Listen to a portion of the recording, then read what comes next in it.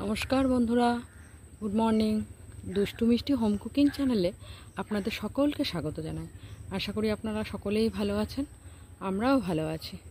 তো চলুন, আজকে আমাদের হোম কুকিংয়ে আমাদের যে হোম ডেলিভারিটা আছে, হোম ডেলিভারি, তো তাতে আজকে একটা ছোটোখাটো অর্ডার এসছে, চিলি চিকেন আর ফ্রায়েড রাইস। তো চলুন আমি কিভাবে করি আপনাদের সেটাকে একটু দেখাই। তো দেখুন বন্ধুরা, এখানে আমি চিকেন নিয়ে নিয়েছি ছোট ছোট করে পিস করে, আর এখানে আছে আদা বাটা, কাঁচা লঙ্কা বাটা, আর এখানে আছে রসুন বাটা, আর এখানে নিয়ে নিয়েছি আমি একটুখানি লেবু। আমি এখানে ভিনিগার ব্যবহার করছি না, আমি শুধু লেবু দিয়েই করব। একটু লেবু দিয়ে দিচ্ছি এর মধ্যে চিপে।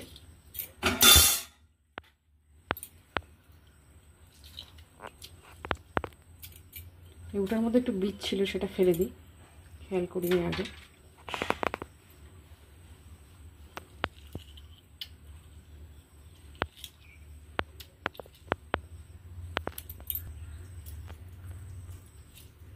আমি এখানে গোটা লেবু দিয়ে দিয়েছি একটা। এবার আমি এর মধ্যে দিয়ে দেবো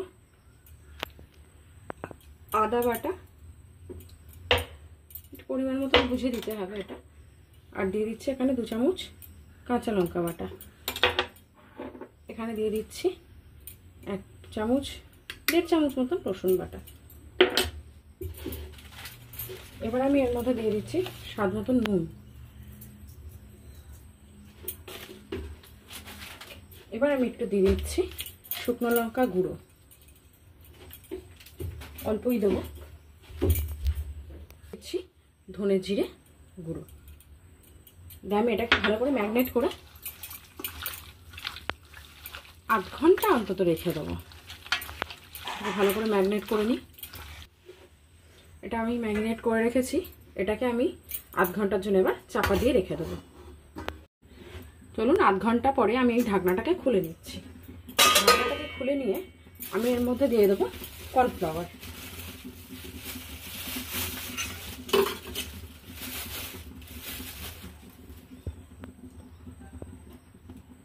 এর মধ্যে আমি দিয়ে দিচ্ছি কর্নফ্লাওয়ার।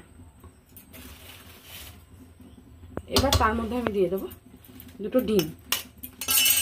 ডিম দুটো আগে দেবো, মাখিয়ে দেখে নেবো, দেখে নিয়ে তারপরে আবার যদি আবার আমি 2টো ডিম দিয়ে দেবো। চলুন বন্ধুরা, এটাকে আমি ভালো করে মেখে নিই আবার।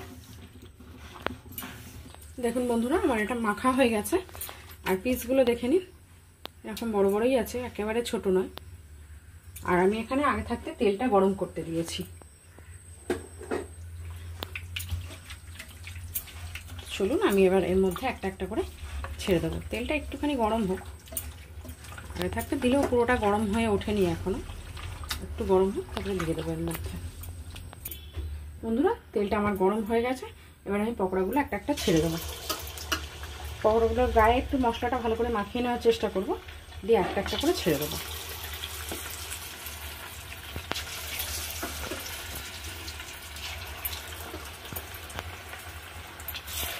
এবার এই পকোড়াগুলোকে আমার সময় লাল লাল করে ভেজে নিতে হবে। এটাকে একটু আস্তে করে আগুনটা দিলেই ভালো হয়, কারণ মাংসটা তাহলে একটু ভালোভাবে নরম হয়ে যাবে।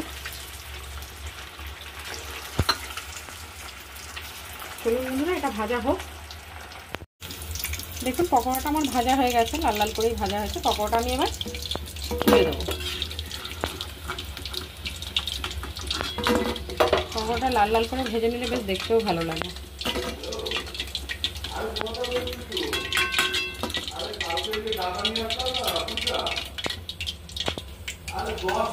এই যে পকোড়াগুলো আমি ভেজে নিয়েছি, এরকমভাবে প্রত্যেকটা পকোড়াই আমি ভেজে নেবো। এখানে যেগুলো ম্যাগনেট করে রাখা আছে, এগুলো আমি প্রত্যেকটা পকোড়া ভেজে নেবো। এই যে আমার এখানে পকোড়াগুলো ভাজা হয়ে গেছে। এখানে আমি লঙ্কা কেটে নিয়েছি, লঙ্কাগুলো কেটে রেখেছি দেখুন এরকমভাবে। লঙ্কাগুলো মধ্যখান থেকে ছিঁড়ে অ্যারো চিহ্ন করে আমি লঙ্কাগুলোকে কেটে নিয়েছি। আর নিয়ে নিয়েছি এখানে আমি পেঁয়াজ কাটা, আর নিয়ে নিয়েছি এখানে আমি ক্যাপসিকাম কাটা কুচি, আর নিয়েছি এখানে আমি টমেটো সস, চিলি সস আর সয়া সস।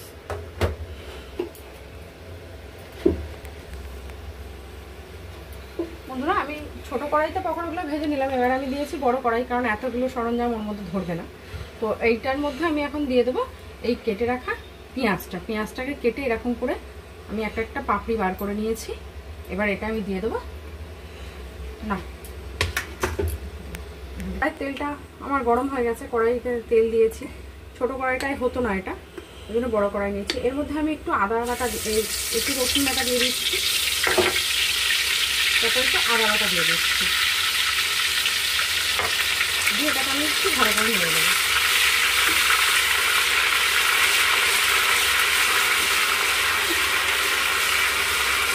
একটু ভালো করে নেড়ে নিয়ে আমি এখানে পেঁয়াজ কেটে রেখেছি, দেখুন পেঁয়াজের আমি কাটি বার করে রেখেছি একটা একটা করে। এই পেঁয়াজগুলোকে এর মধ্যে আমি দিয়ে দেবো সবটাই।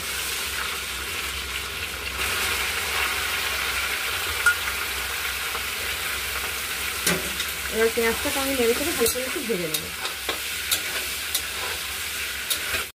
পেঁয়াজটা আমার হালকা ভাজা হয়ে গেছে, এবার আমি এর মধ্যে দিয়ে দেবো কেটে রাখা ক্যাপসিকামটা। ক্যাপসিকামটা দিয়ে দিলাম। এবার দিয়ে দেবো কুচিয়ে রাখা, মানে চিড়ে রাখা লঙ্কাটা এর মধ্যে দিয়ে দিলাম, দিয়ে আবার খানিকক্ষণ ভেজে নেব। দেখুন আমার এইগুলো সব ভাজা হয়ে গেছে। এবার আমি দিয়ে দেবো এখানে রেডি করে রেখেছি যে সসটা, এর মধ্যে আছে টমেটো সস, চিলি সস আর সয়া সস। সয়া সসের পরিমাণটা একটু কমই দিতে হয়। তো চলুন এটাকে আমি এর মধ্যে এবার দিয়ে দিচ্ছি।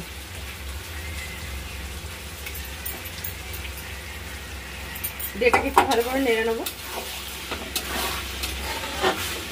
আমাদের এখানে জানেন বন্ধুরা, আমরা অল্প ছোটোখাটো অর্ডারও নিই, ছোটোখাটো অর্ডার নিয়ে নিজেদের বাড়ির মতন করেই পুরো রান্না করে দেওয়ার চেষ্টা করি। এবার এর মধ্যে দিয়ে দিচ্ছি নুন,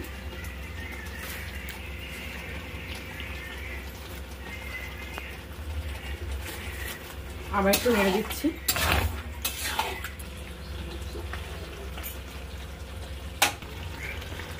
এবার আমি এই যে সস রেখেছিলাম বাটিটায়, সেই সসের বাটিটা ধুয়ে জলটা এর মধ্যে দিয়ে দেবো।